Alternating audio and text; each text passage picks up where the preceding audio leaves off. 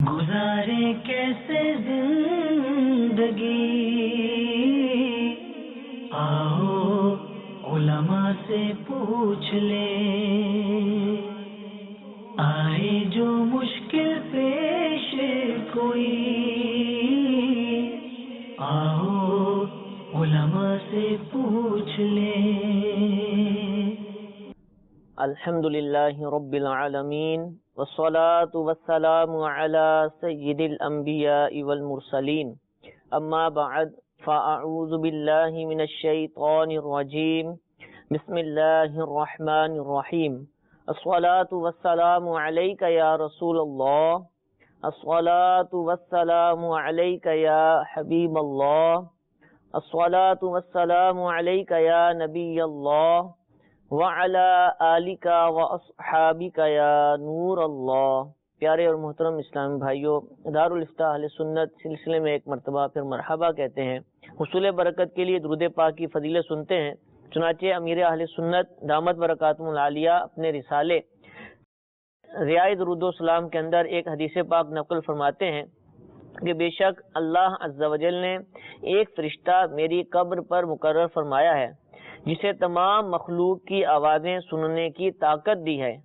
پس قیامت تک جو کوئی مجھ پر درود پاک پڑھتا ہے تو وہ مجھے اس کا اور اس کے باپ کا نام پیش کرتا ہے، کہتا ہے فلاں بن فلاں نے آپ پر اس وقت درود پاک پڑھا ہے۔ صلو علی الحبیب صلی اللہ تعالی علی محمد صلی اللہ تعالی علیہ وآلہ وسلم۔ امیر اہل سنت دامت برکاتہم العالیہ یہ جو حدیث پاک میں نے آپ کے سامنے پیش کی، اس کے تحت بہت ہی پیارے کلمات تحریر فرماتے ہیں۔ چنانچہ فرماتے ہیں کہ سبحان اللہ، درود شریف پڑھنے والا کس قدر بختاور ہے کہ اس کا نام مع ولدیت بارگاہ رسالت صلی اللہ تعالی علیہ وآلہ وسلم میں پیش کیا جاتا ہے۔ یہاں یہ نقطہ بھی انتہائی ایمان افروز ہے کہ قبر منور پر حاضر فرشتے کو اس قدر زیادہ قوت سماعت دی گئی ہے کہ وہ دنیا کے کونے کونے میں ایک ہی وقت کے اندر درود شریف پڑھنے والے لاکھوں مسلمانوں کی انتہائی دھیمی آواز بھی سن لیتا ہے۔ جب خادم دربار کی قوت سماعت یعنی سننے کی طاقت کا یہ حال ہے تو سرکار والا تبار مکہ مدینے کے تاجدار محبوب پروردگار صلی اللہ تعالی علیہ وآلہ وسلم کے اختیارات کی کیا شان ہوگی۔ وہ کیوں نہ اپنے غلاموں کو پہچانیں گے اور کیوں نہ ان کی فریاد سن کر بِإِذْنِ اللہ یعنی اللہ کی اجازت سے ان کی امداد فرمائیں گے۔ اور کوئی غیب کیا تم سے نیہا ہو بلا، جب نہ خدا ہی چھپا تم پہ کروڑوں درود، صلو علی الحبیب صلی اللہ تعالی علی محمد صلی اللہ تعالی علیہ وآلہ وسلم۔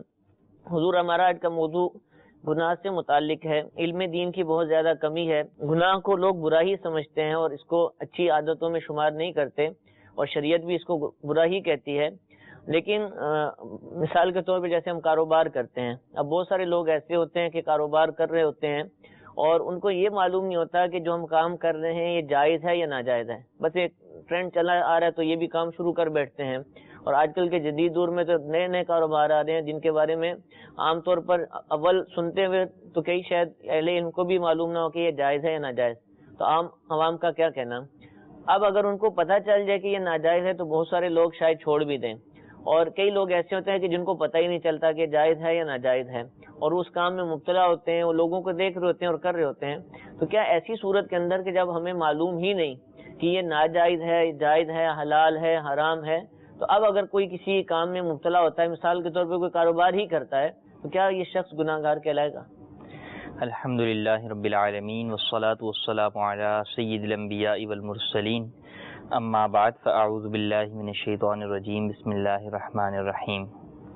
اللہ تبارک و تعالی نے قرآن مجید میں واضح طور پر ارشاد فرمایا کہ جاننے والوں سے پوچھو اگر تم نہ جانتے ہو۔ حدیث مبارکہ کے اندر بھی مسلمان پر علم دین کا حصول جو ہے وہ فرض قرار دیا گیا۔ تو یہ جو علم جس کا حصول انسان پر فرض ہے وہی علم ہے کہ جس کی آدمی کو ضرورت جو ہے وہ پڑتی ہے. ٹھیک ہے. اپنے دینی معاملات میں چاہے دنیاوی معاملات میں جس بھی شعبے کے اندر وہ جا رہا ہے تو اب اس شعبے میں جانے سے پہلے اس کے لیے ضروری ہے کہ اس سے متعلق پہلے یہ سیکھ لے کہ اس کا دین اس بارے میں کیا کہتا ہے. ٹھیک ہے. یہ سمجھنا کہ اگر جو ہے وہ ہمیں معلوم نہیں ہے، ہماری علم کی کمی ہے، تو اسی صورت میں ہم گناہگار جو ہے وہ نہیں ہوں گے، یہ بالکل غلط ہے. بلکہ بعض لوگ جو ہے وہ جب انہیں دین کی طرف بلایا بھی جاتا ہے، دین کے مسائل بتائے جاتے ہیں یا یہ کہا جاتا ہے کہ دین سیکھ لیں، تو یہ بھی الفاظ کہنے کو سننے کو جو ہے وہ ملتے ہیں کہ جناب سیکھ لیں گے تو پھر پکڑ میں آ جائیں گے، تو لہذا سیکھتے ہی نہیں ہیں. ٹھیک ہے. تو اس سے یہ سمجھتے ہیں کہ اگر ہم نہیں سیکھیں گے تو گناہ نہیں ہوگا، سیکھ لیں گے اور پھر گناہ کریں گے تو زیادہ گناہ ہوگا. حالانکہ وہ کبوتر والا محاورہ جو آنکھیں بند کر لی اور سمجھتے ہیں، حالانکہ ایسا نہیں ہے. حدیث مبارک کے اندر فرمایا گیا کہ عالم کا گناہ، یعنی جو ایک مسئلہ جانتا ہے، کسی گناہ کے بارے میں جانتا ہے، اس کا گناہ کا تو ایک گناہ ہے، اور جو جاہل ہے کسی مسئلے سے وہ جب کوئی گناہ کرتا ہے تو اس کو 2 گناہ جو ہے وہ ملتے ہیں. جس نے علم دین حاصل نہیں کیا، لا علمی میں وہ گناہ کیا. صحابہ کرام علیہم رضوان نے عرض کی یا رسول اللہ صلی اللہ علیہ وسلم ایسا کیوں، جاہل کو کیوں؟ فرمایا اس لیے کہ عالم کا تو فقط وہ گناہ کرنے کا گناہ ملے گا، جبکہ جو جاہل ہے اس کو گناہ کرنے کا بھی گناہ ملے گا، اور جو اس نے علم دین حاصل نہیں کیا، علم دین جس کا حاصل کرنا اس پر فرض تھا، اس کو ترک کیا، چھوڑ دیا، اس کو دوسرا گناہ ایک اور ملے گا.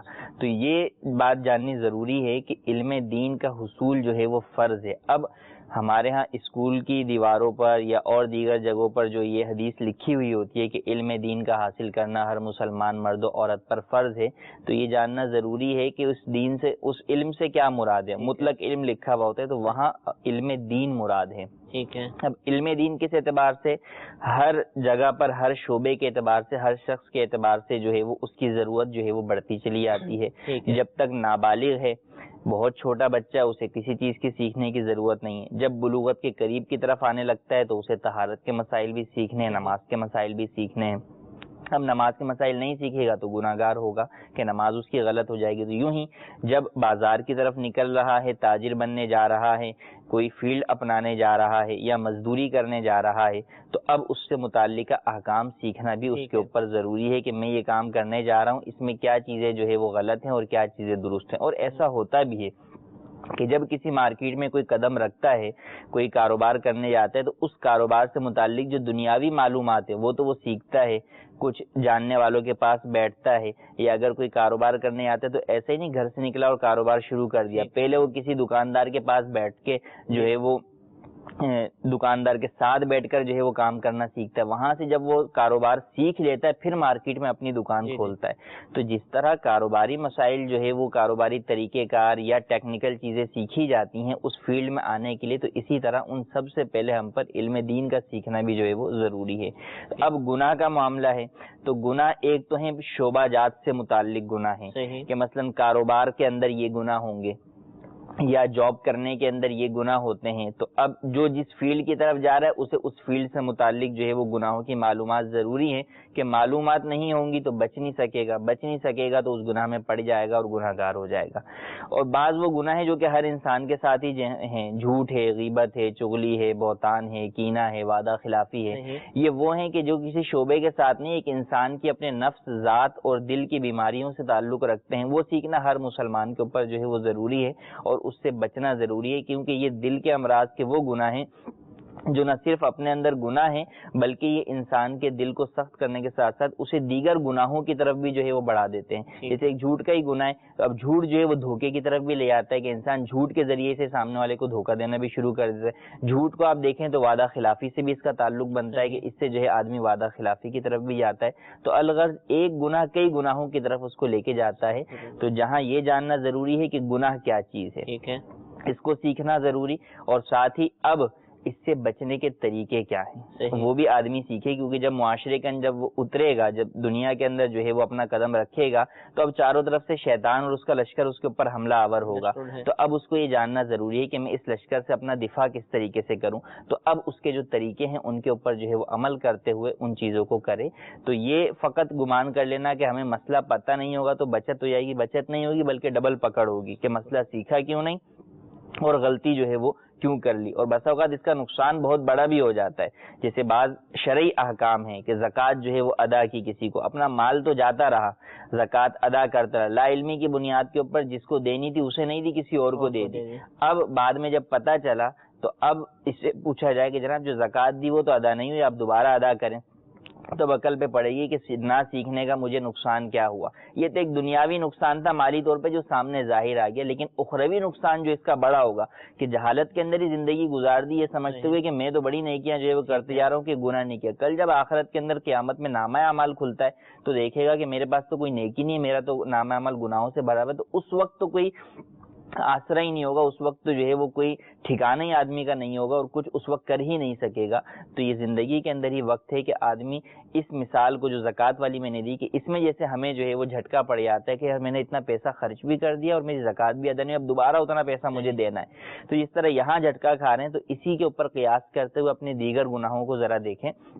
یہ کہیں ایسا تو نہیں کہ ہم نیکی کی سمجھ کے انہیں کرتے چلے جا رہے ہیں لیکن در حقیقت وہ جو ہے وہ گناہ ہے اور ہمارا نامہ اعمال جو ہے وہ گناہوں سے بھرتا چلا جا رہا ہے. نیکی نہیں بھی ایک جائز بظاہر کام سمجھتے ہیں کہ ٹھیک ہی ہوگا، اور عقل کہتی ہے ہاں یوں ہی ہے کہ لین دین پایا جا رہا ہے تو ٹھیک ہی ہوگا، لیکن شرعن جو ہے اس میں کوئی پہلے سیکھنا جو ہے وہ چیز ضروری ہے کہ بسا اوقات ایسی چیز ہوتی ہے کہ آدمی کو شیطان جو ہے وہ اس کو نیکی کے لبادے میں اس کے سامنے پیش کرتا ہے، تو وہ اسے نیکی سمجھ کے کرتا ہے یا اس میں تو کوئی حرج سمجھ کے نہیں کرتا، لیکن وہ شیطان کے مکر و فریب سے مکمل طور پر دنیاوی نفع اس میں دکھا دیا جاتا ہے. جیسے اسکیمیں آتی ہیں کہ اس میں یہ فائدہ ہے تو بندہ کہتا ہے کر ہی لو، اس میں نہ صرف دنیاوی بلکہ بس اوقات دینی بھی ہوتا ہے کہ انسان کو فرض چھڑوا کر مستحب کام کے اندر شیطان لگوا دے گا. اب وہ واقعی دینی کام ہے، یعنی اس کو کوئی بھی برا نہیں کہے گا، لیکن اس شخص کے حق کے اندر وہ جو ہے وہ غلط ہو رہا ہے کہ اس کو پہلے اولاً فرض پر عمل کرنا ہے، بعد میں مستحب کی طرف آنا ہے. فرض کو چھوڑ کر مستحب کی طرف آ رہا ہے تو الٹا خود جو ہے وہ گناہگار ہو رہا ہے. ٹھیک ہے، تو ایسے بچنا چاہیے. اور امیر اہل سنت دامت برکاتہم العالیہ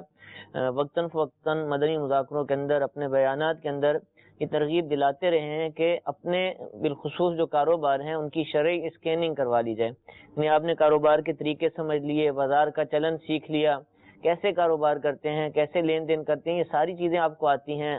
اپنے گھر بار سے، اپنے والدین سے، اپنے دوستوں سے یہ ساری باتیں سیکھ چکے، لیکن جو کچھ بھی ہم کر رہے ہیں اس کے بارے میں شریعت اسلامیہ کیا کہتی ہے، ہمارے نبی علیہ الصلوۃ والسلام نے اس کے بارے میں کیا فرمایا، اللہ تبارک و تعالیٰ اس کے بارے میں کیا حکم ارشاد فرماتا ہے. انڈرسٹوڈ ہے کہ جب یہ باتیں قرآن و حدیث میں بیان ہوئی ہیں، فقہاء کرام نے مسائل کے ذریعے ان کو ہمارے سامنے پیش کیا ہے تحریر کی صورت میں، تو جب تک ہم ان کو پڑھیں گے نہیں، کسی عالم سے سیکھیں گے نہیں، تو خود بخود تو ہمارے ذہن میں نہیں آئیں گی. تو جس طریقے سے ہم کاروبار کے طریقوں کو سیکھتے ہیں تو اسی طرح یہ جو مسائل ہیں کاروبار سے متعلق ان کو سیکھنا بھی ضروری ہے. اس کے بہت سارے ذرائع ہیں، آپ ہمارا سلسلہ دیکھتے رہیے. الحمدللہ عز وجل مفتی علی اصغر صاحب جو ہے وہ احکام تجارت سلسلہ لے کر آتے ہیں. مختلف مارکیٹوں کے اندر جو کاروبار ہوتے ہیں یا اس کے علاوہ مطلقاً جو کاروبار کے مسائل ہیں اس کے اندر وقتاً فوقتاً الحمدللہ بیان کیے جاتے ہیں. دارالافتاء اہل سنت کی شاخیں موجود ہیں، دارالافتاء اہل سنت کے فون نمبرز موجود ہیں. الحمدللہ میل آئی ڈی کے ذریعے اب ہم سے رابطہ کر سکتے ہیں. خود دارالافتاء اہل سنت میں تشریف لا سکتے ہیں، وہاں پر آ کر بھی آپ بالمشافہ جو مفتیان کرام ہیں ان سے اپنے کاروبار سے متعلق شرعی رہنمائی حاصل کر سکتے ہیں. پورا طریقہ بیان کیجئے کہ میں یہ کام کرتا ہوں، اس کا یہ طریقہ کار ہے اور اس طریقے سے ہم اس کو آگے چلاتے ہیں. انشاءاللہ حسب ضرورت آپ کی، حسب حال آپ کی ممکنہ صورت میں شرعی رہنمائی کی جائے گی. آپ علماء اہل سنت سے مربوط رہیے. خود بخود فیصلہ نہ کیجیے کہ یہ کام بظاہر تو ٹھیک ہی لگ رہا ہے، فلاں شخص بھی کر رہا ہے. ہو سکتا ہے کہ آپ کسی دینی جو وہ گیٹ اپ والے شخص کو دیکھتے ہو کہ وہ یہ کام کر رہا ہے تو لہذا ٹھیک ہی ہوگا، تو ہو سکتا ہے کہ وہ شخص بھی غلط ہی کر رہا ہو. تو جب تک آپ کسی مستند عالم دین سے، مفتی صاحب سے اپنے کاروبار سے متعلق معلوم نہ کر لیں اس وقت تک ہرگز اس کام کو نہ کیجیے. اسی طرح بہت ساری اسکیمیں آتی ہیں، موبائل کا دور ہے یا اور بہت سارے جو انٹرنیٹ کا دور ہے، اسکیمیں آپ دیکھتے رہتے ہیں تو لوگ اس میں بہت زیادہ مبتلا ہو جاتے ہیں اور بہت زیادہ اس کے اندر آگے بڑھ جاتے ہیں. تو ان چیزوں کو کرنے سے بھی پہلے ضرور شرعی رہنمائی لیجئے، پوچھ لیجئے کہ اللہ تعالیٰ کا جو اس کے بارے میں کیا فرمان ہے، نبی کریم علیہ الصلوۃ والسلام اس کے حوالے سے کیا ارشاد فرماتے ہیں. کچھ کالز ہمارے پاس موجود ہیں، ان کو ہم سلسلے میں شامل کرتے ہیں. جی کال سنائیے. محمد انور اتاری ہند کے شہر پونا سے عرض کر رہا ہوں. دارالافتاء اہل سنت میں مفتی صاحب کی بارگاہ میں میرا یہ سوال ہے، کیا طلاق کی کوئی ایسی صورت بھی ہے کہ شوہر کسی اور کو یہ اختیار دے دے کہ میری بیوی کو طلاق دینے کا اختیار میں نے آپ کے سپرد کیا، کیا اس طرح کا بھی کوئی اختیار ہوتا ہے؟ اس کی وضاحت فرمائیں۔ جی انشاءاللہ ضرور عرض کریں گے۔ ایک اور کال سنائیے۔ میں غلام رسول عرض کر رہا ہوں ساہیوال سے۔ میں نے یہ پوچھنا کہ امام شریف کے اوپر سے مسح ہو جاتا ہے؟ جی امام پر مسح۔ جی ایک اور کال سنائیے۔ میرا نام غلام مصطفیٰ ہے، عرض کر رہا ہوں۔ سوال یہ ہے کہ جانور کی اوجڑی کھانا کیسا ہے؟ یہ حرام ہے یا حلال ہے؟ جی اوجڑی کا حکم عرض کرتے ہیں۔ حضور محمد انور بھائی ہند سے ہم سے سوال پوچھ رہے ہیں کہ کیا طلاق کی کوئی ایسی صورت ہے کہ شوہر کسی اور کو اختیار دے دے کہ تم میری بیوی کو طلاق دے دو، کیا ایسا ہو سکتا ہے؟ دیکھیں تفویض طلاق ایک صورت ہے کہ اس کے اندر طلاق کا اختیار جو ہے وہ شوہر بیوی کے سپرد بھی کر سکتا ہے، کہ بیوی کو کہہ دے کہ بھئی جو ہے وہ میں نے تمہیں طلاق کا اختیار دیا۔ ٹھیک ہے۔ اور دوسرا ہے توکیل طلاق، کہ طلاق دینے کے لیے کسی اور کو اپنا وکیل بنا دے۔ تو یہ جو صورت انہوں نے پوچھی کہ کسی اور شخص کو جو ہے وہ کہہ دے کہ تم میری بیوی کو طلاق دے دو، تو یہ توکیل طلاق کی جو ہے وہ صورت ہے۔ تو وہ شخص اس کے کہنے پر اگر طلاق دے گا تو طلاق واقع ہو جائے گی۔ ٹھیک ہے۔ لیکن اب یہ تفویض ہے بیوی کے دی یا اس کو دی ہے، تو یہ کس حد تک ہے؟ کیا ہمیشہ ہمیشہ کے لیے ہے؟ ایک بار بول دیا تو اب آئندہ کے لیے اختیار ختم ہو گیا؟ یا بعض لوگ یوں سمجھتے ہیں کہ جناب بیوی کو اگر ہم طلاق تفویض کر دیں یا کسی تیسرے شخص کو کر دیں تو شوہر کا اختیار ختم ہو جائے گا، تو اگر بعد میں کبھی شوہر طلاق دے بھی دے تو طلاق ہوگی نہیں کہ جناب اس کے پاس تو اختیار تھا نہیں، اس نے تو کسی اور کو دے دیا۔ تو یوں یہ سمجھتے ہیں کہ اگر ہم اپنا اختیار کسی اور کو دے دیں گے تو چلو اگر کبھی غصے میں طلاق کا لفظ منہ سے نکل بھی گیا تو ہماری طلاق نہیں ہوگی۔ ایسا نہیں ہے۔ اولاً تو شوہر کو اختیار کا حق شریعت مطہرہ نے دیا۔ اللہ تبارک و تعالیٰ نے قرآن مجید میں ارشاد فرمایا بیدہ عقدۃ النکاح، کہ اس کے ہاتھ میں، شوہر کے ہاتھ میں نکاح کی گرہ ہے، تو شوہر ہی جو ہے وہ طلاق دے سکتا ہے۔ دوسرا جو طلاق دے گا وہ شوہر کی اجازت سے دے گا، اس کی وکالت سے دے گا۔ اب اگر شوہر نے کسی مجلس کے اندر مقید کیا ہے، کوئی گفتگو ہو رہی تھی کہ بھائی ٹھیک ہے تم اسے جو ہے وہ طلاق دے دو، اب وہ دے دے گا تو ہو جائے گی۔ ٹھیک ہے۔ اس مجلس کے بعد وہ دیتا ہے تو ایسی صورت کے اندر طلاق واقع نہیں ہوگی کہ وہ وکالت یہیں پر جو ہے وہ ختم ہو گئی۔ یوں ہی بیوی کو اگر کہا گیا، شوہر نے کہا کہ تم اپنے آپ کو طلاق دے لو، اور بیوی نے جو ہے وہ طلاق اسی مجلس میں دے لی تو ہو جائے گی، لیکن اگر جو ہے وہ بعد میں اس نے دی تو نہیں ہوگی۔ ہاں اگر اس نے، شوہر نے اتنی وضاحت کے ساتھ کہا کہ تم جب چاہو میری بیوی کو جو ہے وہ طلاق دے دو، میری طرف سے تمہیں مکمل اختیار ہے، تو اب ایسی صورت میں وہ جب بھی طلاق دے گا تو طلاق واقع ہو جائے گی۔ اب پھر طلاق دینے میں کس بات کا وکیل کیا؟ طلاق کی چونکہ اقسام ہیں، طلاق رجعی ہے، طلاق بائن ہے، طلاق احسن ہے، طلاق سنت ہے، طلاق بدعی ہے، تو جس چیز کا اختیار دے گا، اگر ایک طلاق دینے کا اختیار دیا ہے اور وہ وکیل 3 دے دیتا ہے تو 3 نہیں ہوں گی، ایک ہی ہوگی۔ ٹھیک ہے۔ اور اگر جو ہے وہ اس کو 2 کا دیا ہے، وہ 3 دیتا ہے تو بھی جو ہے وہ نہیں ہوں گی۔ تو جتنا اختیار دے گا فقط اتنا ہی وہ اختیار جو ہے وہ استعمال کر سکے گا۔ یہ تو تھے طلاق کے جنرل عمومی مسائل، لیکن اگر کوئی ایسا مسئلہ درپیش ہوا ہو تو اس کے لیے جو ہے وہ ان مسائل پر قیاس کر کے خود حکم نہ نکالیں، اس کے لیے جو ہے متعلقہ اپنے علاقے میں کسی مفتی صاحب سے رابطہ کر کے ہی مکمل صورتحال بیان کر کے ہی اس کا جواب حاصل کریں۔ ٹھیک ہے۔ حلال و حرام کا مسئلہ ہے، اگر طلاق نہ ہوئی تب بھی مسئلہ ہوگی، تب بھی مسئلہ، دونوں صورتوں میں مسائل پیش آ سکتے ہیں۔ غلام رسول بھائی سوال کرتے ہیں کہ کیا امامہ شریف پر مسح کیا جا سکتا ہے؟ کہ عموماً ہمارے ہاں جو امامہ شریف جو ہے وہ باندھا جاتا ہے اس کے اندر مسح کریں گے تو سر پر جو بال ہیں ان تک جو ہے وہ پانی کی تری نہیں پہنچے گی، اور تری پہنچانا یہی جو ہے وہ مسح ہے۔ تو تری نہیں پہنچے گی تو امامے کے اوپر ہاتھ پھیرنے سے مسح نہیں ہوگا۔ ہاں اگر کوئی اتنا ہلکا امامہ جو ہے وہ باندھے کہ اگر اس کے